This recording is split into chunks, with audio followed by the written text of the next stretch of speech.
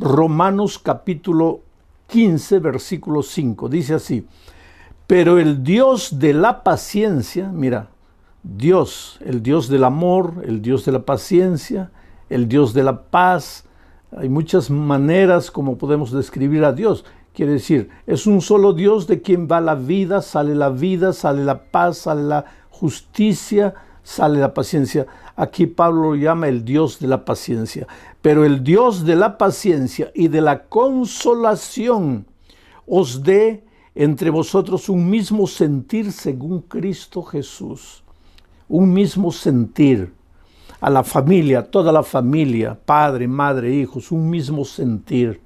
Una familia unida, una empresa unida, una iglesia unida, una sociedad unida. Pero eso es solamente cuando el Dios de la paciencia nos da su paciencia, porque no es fácil vivir en unidad. Tal vez en este momento estoy predicando para una familia desunida, una familia que está ya a la orilla del divorcio, y están pensando hasta en separarse. Y muchas veces la pareja se pregunta, ¿pero por qué? En el fondo nosotros nos amamos, pero ¿por qué no logramos vivir en armonía? ¿Por qué? Y a veces uno le echa la culpa al otro, el otro le echa la culpa al otro, y echándose la culpa no se arregla nada. ¿Sabes cuál es el problema? Porque una pareja que se ama vive desentendiéndose, porque no basta el amor de uno por el otro. Se necesita el amor de Dios, el amor del Dios de la paciencia. Se necesita la paciencia de Dios. Ahora mira lo que Pedro dice: el Dios de la paciencia y de la consolación. Quiere decir que si en este momento estás triste, Dios viene y te consuela.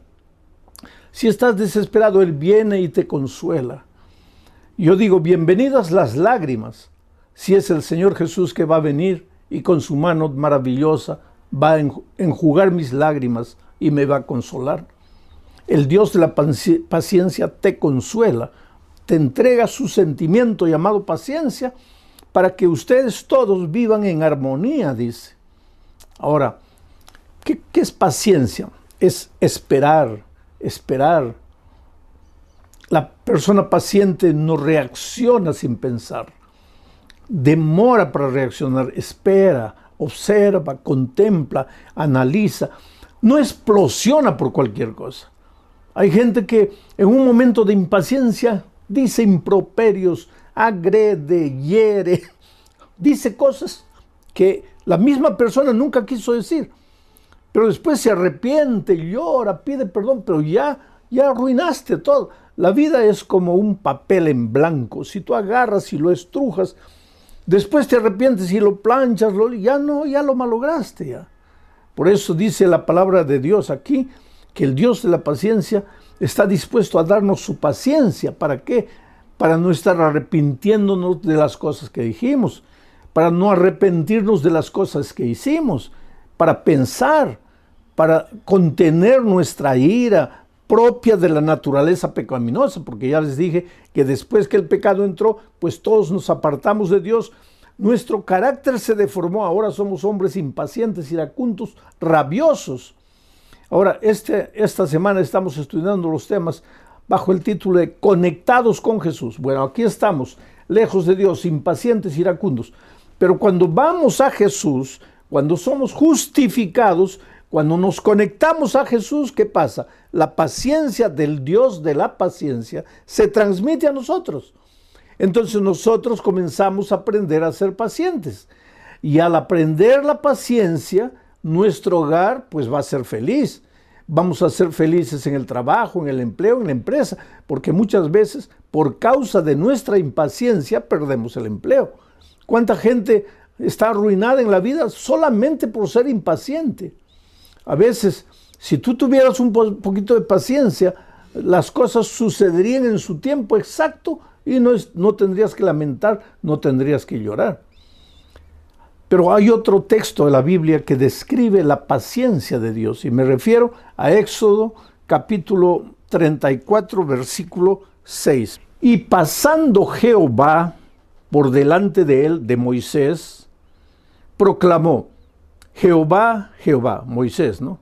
Proclamó: Jehová, Jehová, fuerte, misericordioso y piadoso, tardo para la ira, o sea, paciente, tardo para la ira, y grande en misericordia y verdad.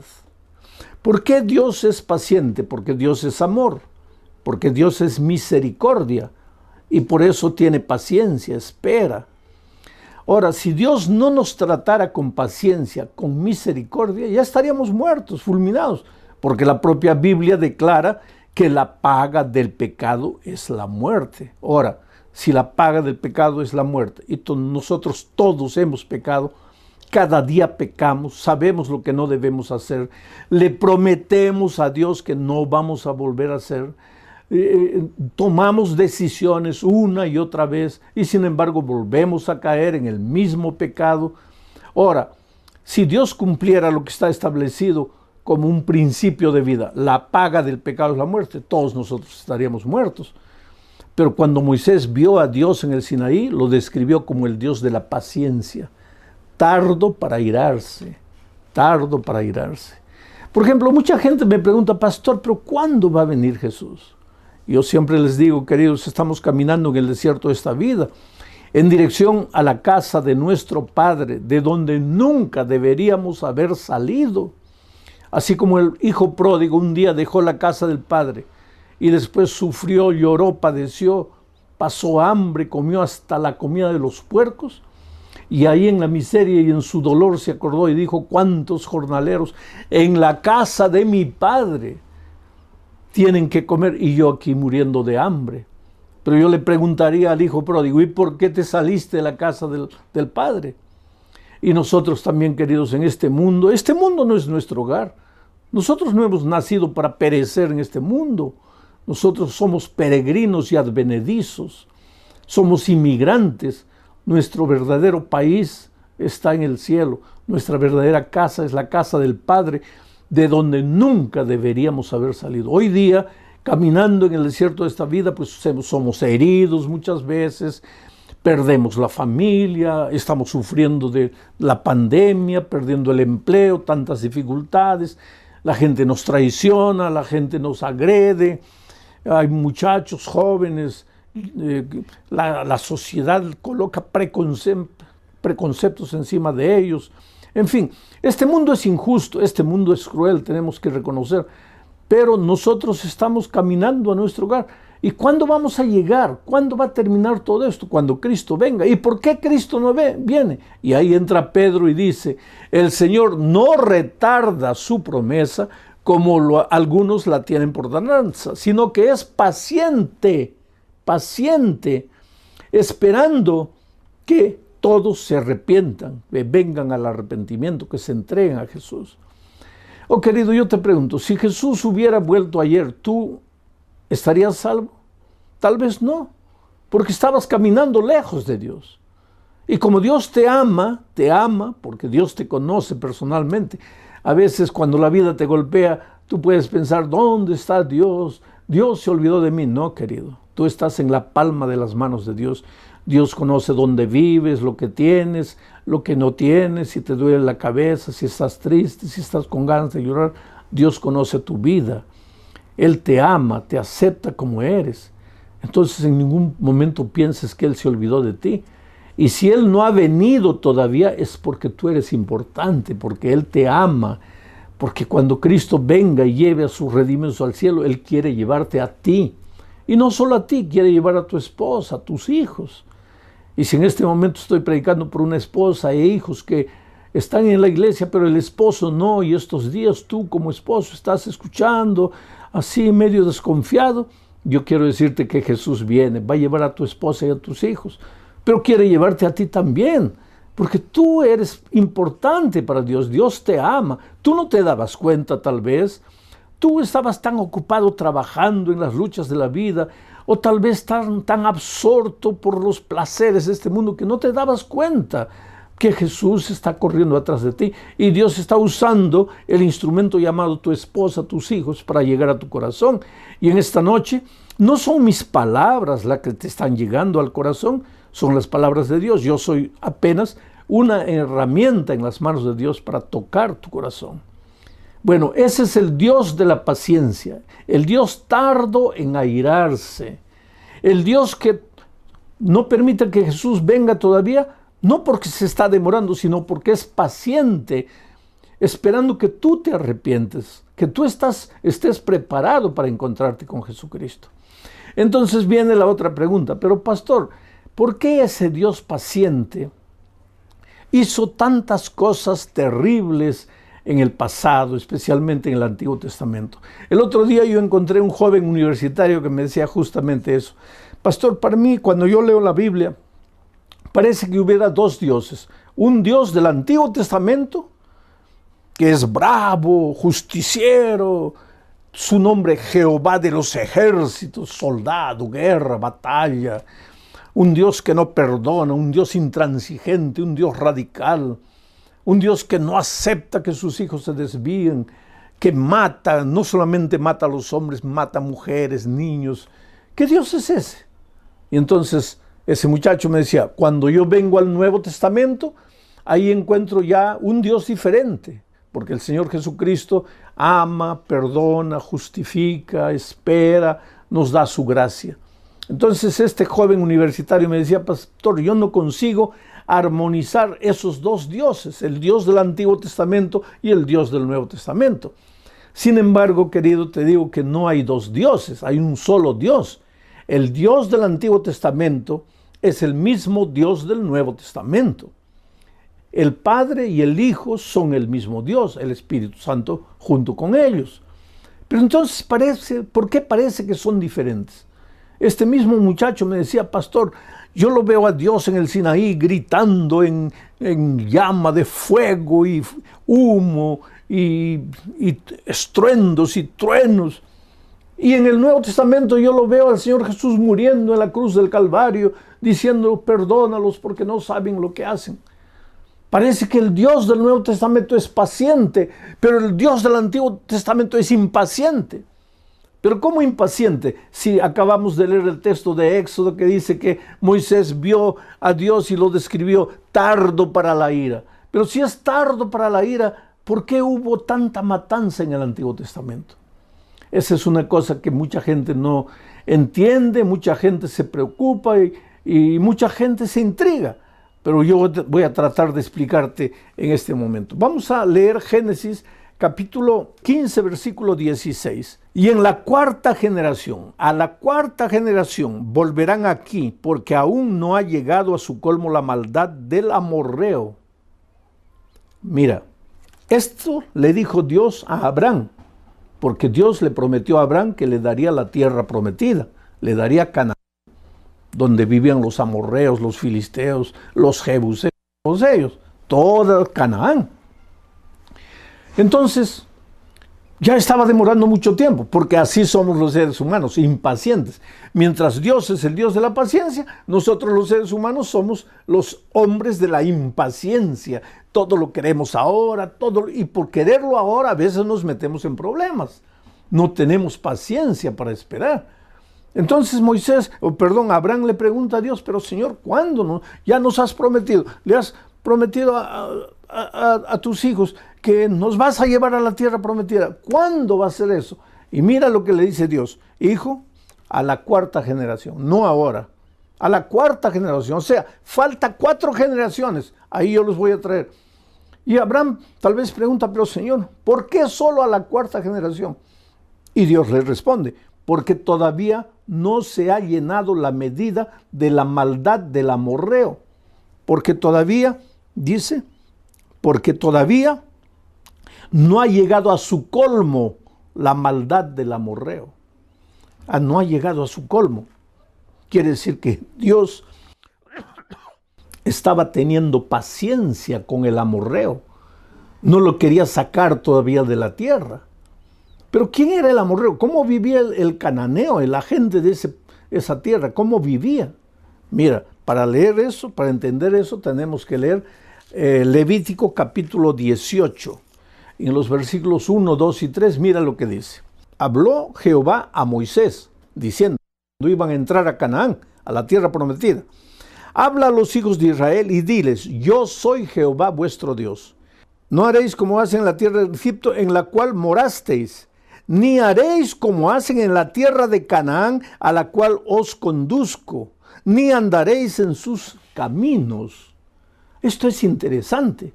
Antes de entrar a Canaán, Dios le dice a Moisés, dile al pueblo que no practiquen las obras que hacían los egipcios de la tierra de donde vinisteis, pero que tampoco deben hacer las obras que hacen los cananeos en la tierra a donde ustedes están yendo ahora. ¿Y qué es lo que los cananeos hacían de tan horrendo? Para entender eso tendrías que leer todo el capítulo 18 de Levítico. Yo no tengo tiempo para leer, pero tú después lee y vas a ver los más terribles de pecados, ¿sabes? Los cananeos habían llegado al colmo, a lo peor de lo peor. Era ser humano con animal, hombre con hombre, padres con hijos, hermanos con hermanos. Era un cuadro de inmoralidad total, completo. ¿Y qué es lo que Dios dice? Todavía no ha llegado al colmo la maldad del amor. Pasan 100 años. El pueblo se sigue hundiendo en la miseria. Ya no saben qué pecado inventar. El pueblo de Dios reclama, Señor, ¿cuándo nos vas a dar la tierra? Y Dios dice, todavía no ha llegado al colmo la maldad del amorreo. Pasan 200 años, todavía no ha llegado al colmo la maldad del amorreo.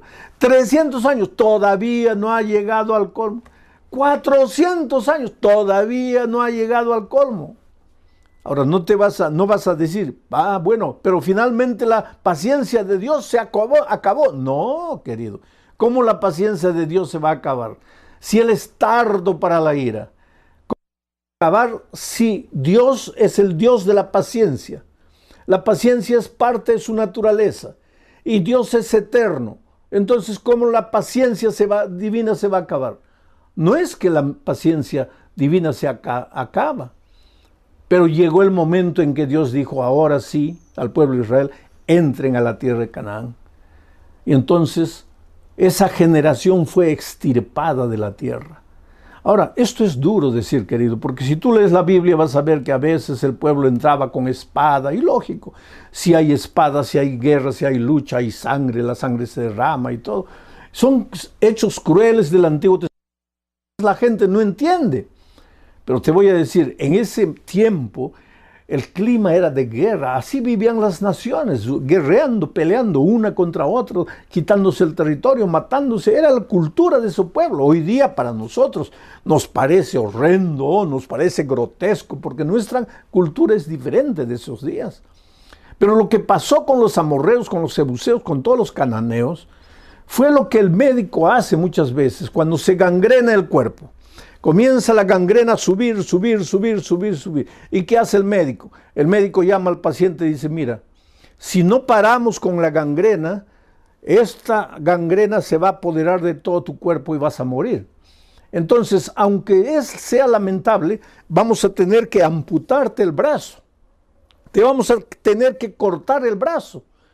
Y se procede a la cirugía y se le amputa el brazo. Ahora, ¿es ideal que un brazo sea cortado del cuerpo? No, no es lo ideal. Pero es lo mejor para salvar al resto del cuerpo. A veces Dios ha tomado en la historia algunas medidas drásticas que nosotros no entendemos. Fue injusto, pobres seres humanos, ¿cómo les quitó la vida? Pero si Dios no hubiera hecho eso, la humanidad toda, ¿a dónde hubiera ido? ¿A dónde se hubiera degenerado? Quiere decir, Dios en su infinito amor muchas veces tuvo que amputar un dedo, tuvo que amputar una mano del cuerpo, todo de la humanidad, pero no era por maldad, era por el propio bien de la humanidad. Ahora muchos dicen, entonces ese Dios ya pasó, ese Dios salvaje, ese Señor de los ejércitos, ya acabó. Ahora viene Dios de la gracia, el Nuevo Testamento. No, querido, eso es lo que mucha gente no entiende. Dios no cambia.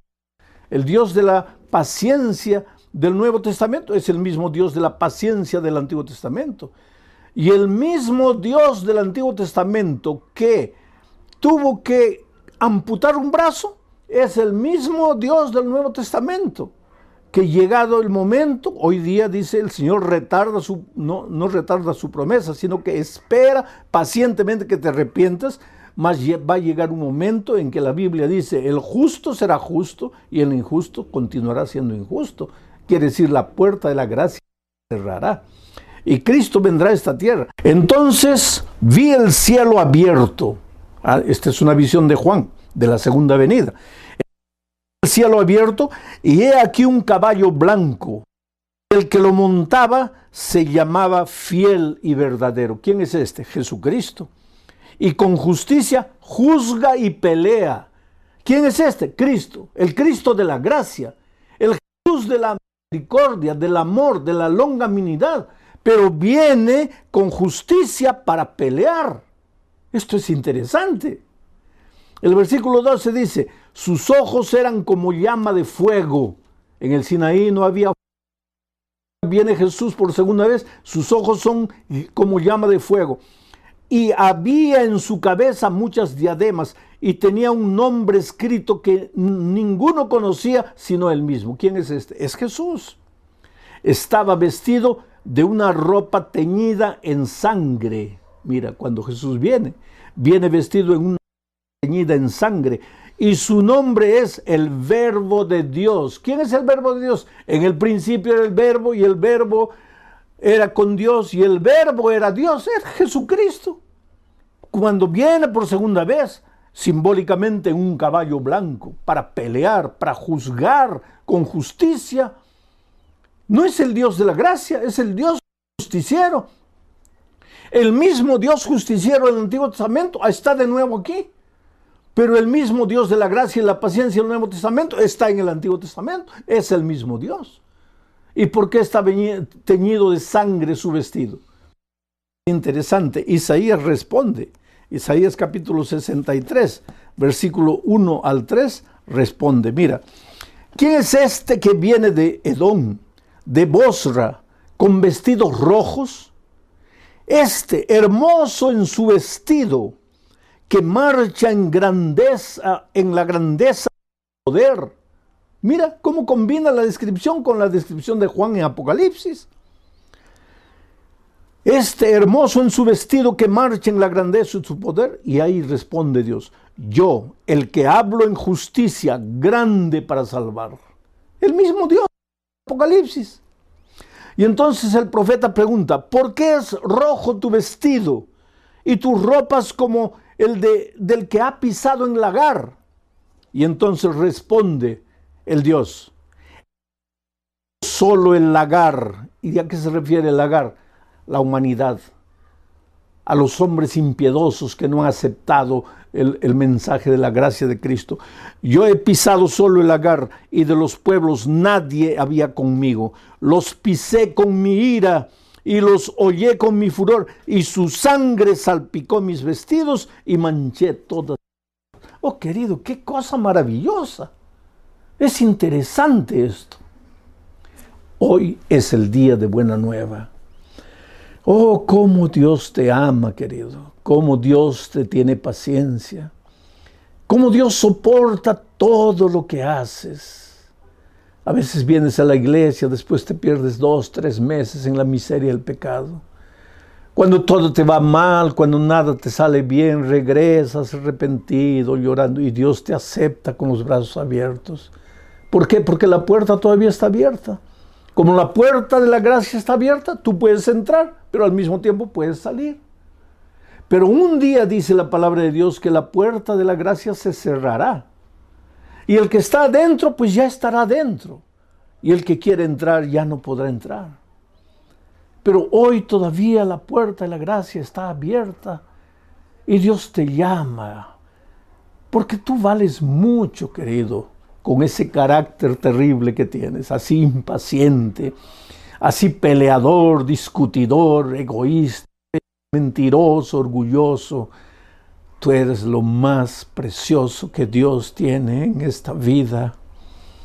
Y si en este momento tú estás sufriendo, no es porque Dios te está castigando, no es porque Dios se olvidó de ti. ¿Cómo se va a olvidar de ti? Si Dios sabe cuando un cabello cae, Si Dios sabe cuando un pajarito muere, tú vales mucho más que un cabello. Tú vales mucho más que un pajarito. ¿Cómo es que Dios no va a saber que estás sufriendo en este momento? Por favor, querido, ven a Jesús. Entrégate a Jesús, devuélvete a Jesús. Dile, Señor, perdóname. He caminado como un caballito loco por las praderas salvajes de mi libertad. He vivido dando rienda suelta a mis instintos y me he herido. Y ojalá que me hubiera herido solo. Lo peor es que herí a mi esposa, herí a mis hijos, herí a mis padres. Pero me duele, Señor, y yo no tengo fuerzas, yo no puedo. Solo tú puedes hacer algo por mí.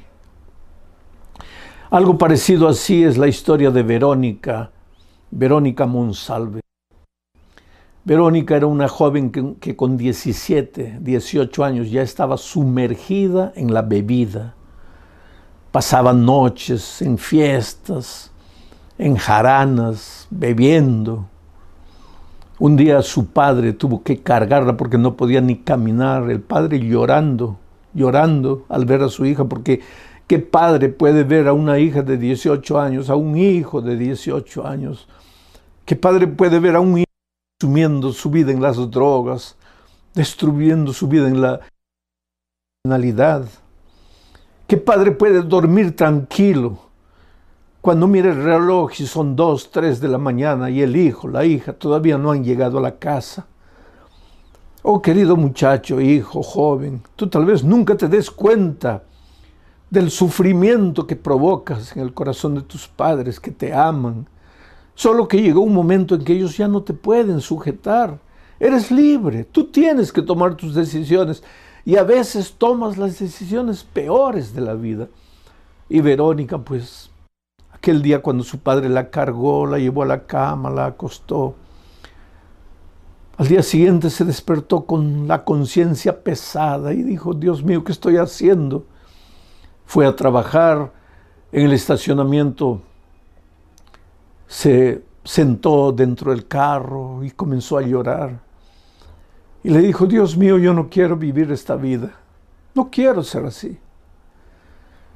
Yo creo que tú también, que me estás escuchando ahora, en algún momento de tu vida has dicho, Señor, yo no quiero ser así. No, no quiero. Pero ¿qué podemos hacer a veces? Porque el instinto es más fuerte, porque a veces sientes que no tienes fuerzas, eres tan débil para decir no. Eres una marioneta en las manos del diablo. Pero pobre Verónica clamó a Dios, dijo, Señor, hazme conocer a alguien en esta tierra que me ayude.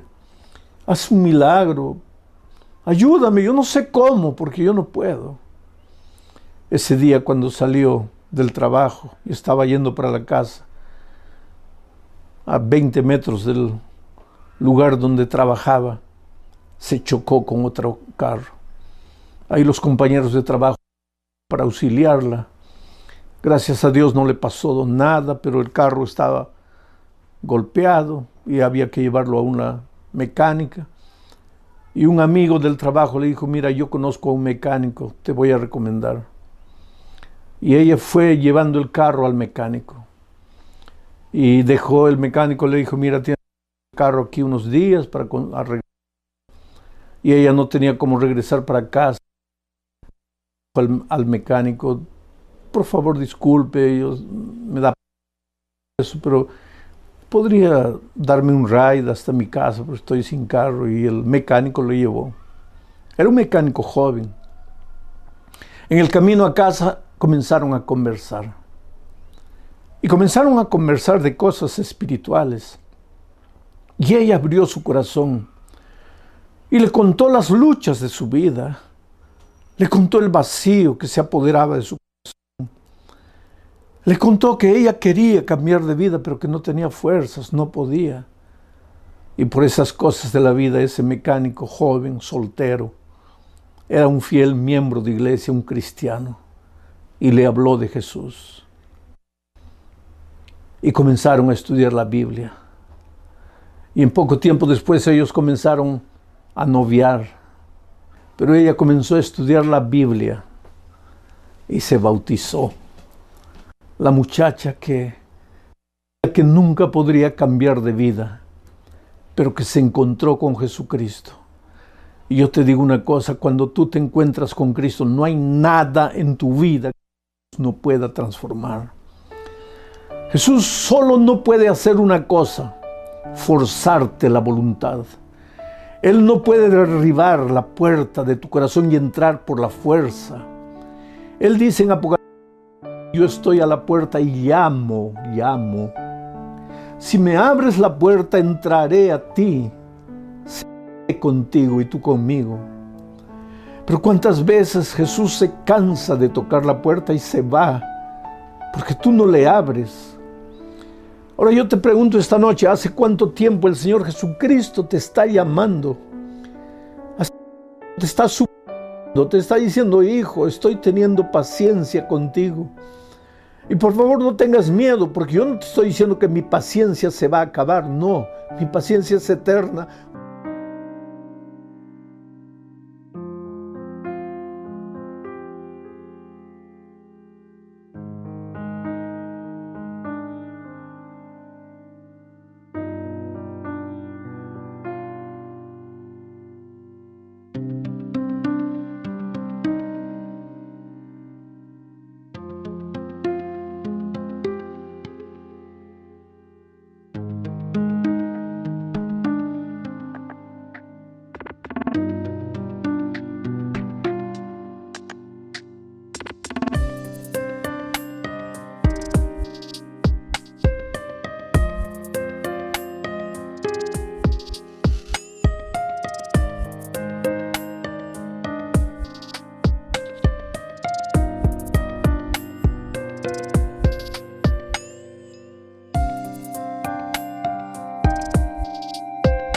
Nunca se va a acabar.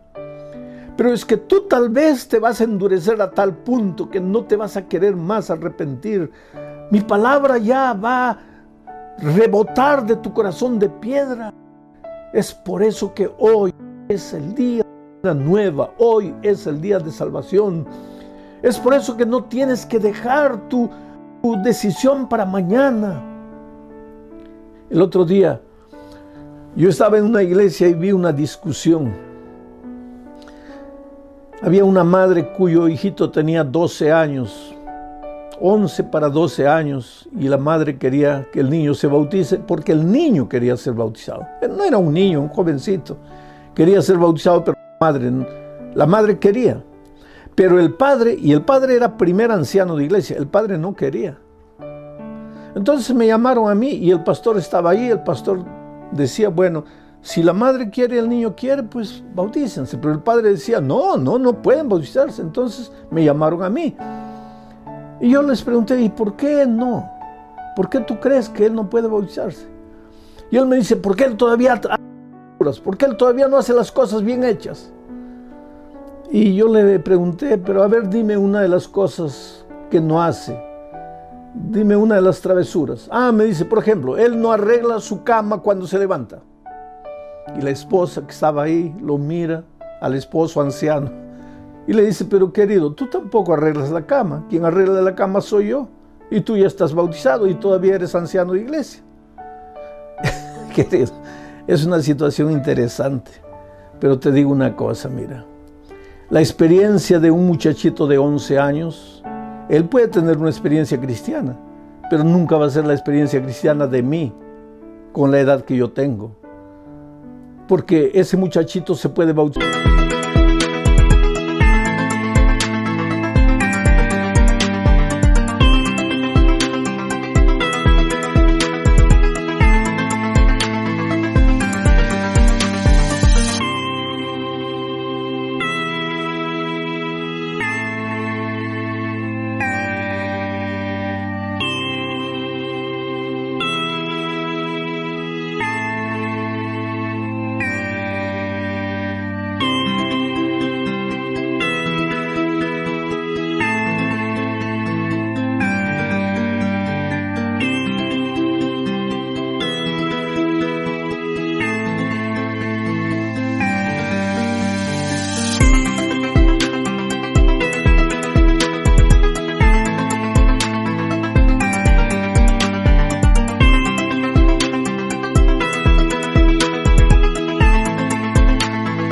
bautizar con 10, 11, 12 años, si los padres lo van a apoyar en la fe.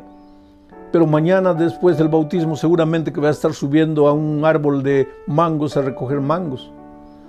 Ahora, si a mí me ves mañana subiendo un mangueral para recoger mangos, pues llévame al manicomio porque estoy loco. ¿Qué te quiero decir? La experiencia de un viejo es la experiencia de un viejo. La experiencia de un jovencito es la experiencia de un jovencito.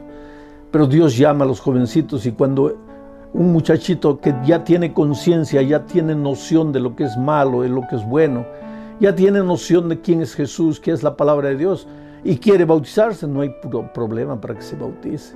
Así que tú, jovencito, si estás pensando bautizarte, bautízate. Y tú, querido joven, hermano adulto, si sientes que el Espíritu de Dios te está llamando, toma tu decisión esta noche. Hazlo en el nombre de Jesucristo. Mientras estoy orando, tú expresa tu decisión ahí donde estás. Oh Padre querido, gracias por el mensaje de esta noche. Esta noche hemos aprendido que cuando vamos a ti, nos conectamos a ti, tu paciencia se transmite a nosotros y nosotros nos volvemos hombres pacientes. Tú eres un Dios de paciencia, de misericordia. Tú eres justo, Señor. En el Antiguo Testamento muchas veces tuviste paciencia generación tras generación tras generación. Pero llegó un momento en que esas personas era mejor que descansaran de que continuaran viviendo la vida terrible que estaban viviendo. Hoy tú sigues siendo el Dios de la paciencia, el Dios del amor, de la gracia y de la misericordia. Pero llegará un momento, Señor, en que la historia de este mundo tendrá fin. Las puertas de la gracia se cerrarán. Jesús volverá a llevar a sus hijos, y todos los que queden en esta tierra, no será porque Dios dejó de amarlos, no será porque Dios perdió la paciencia con ellos, será porque ellos no aceptaron la paciencia divina. Por eso hoy es el día de buena nueva, hoy es el día de decisión, y ayuda, Señor, a las personas a tomar su decisión. En el nombre de Jesucristo. Amén.